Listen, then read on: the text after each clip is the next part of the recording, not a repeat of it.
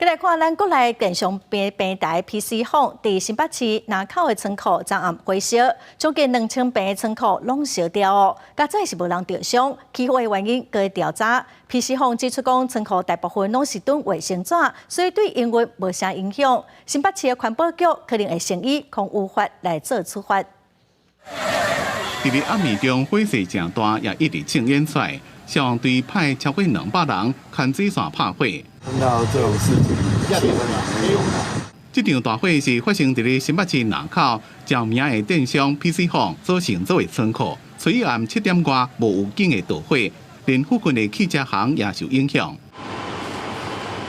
等到事发现场，仓库已经规个烧了，现场还阁闻到正臭的味。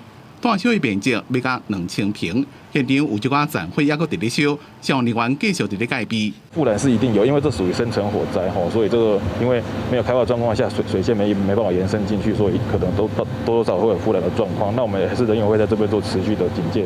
请问里面有放电池跟卫生纸吗？还有包其他容易燃烧的东西吗？PC 房也派人到现场，正低调无回应。这个人发重要信息讲。代志发生迄当阵，无工作人员伫咧内面，仓库内面藏的废品大部分拢是卫生纸，出货金额只敢占营收的0.6%，对营运无重大影响。那他昨天在燃烧的过程确实是有粒状污染物，只是因为昨天的扩散条件比较好，所以我们空瓶的感测器监测看起来是没有异常的变化。火调人员伫咧催离也到现场勘查采证，是有人放火疏失，或者是有意外，也该查。因那新北市环保局讲，虽然空气评估检测无异常，严格伫咧导火原因调查出来进行，将会检视是毋是有违反空污法，相关会当罚2000万。记者综合报道。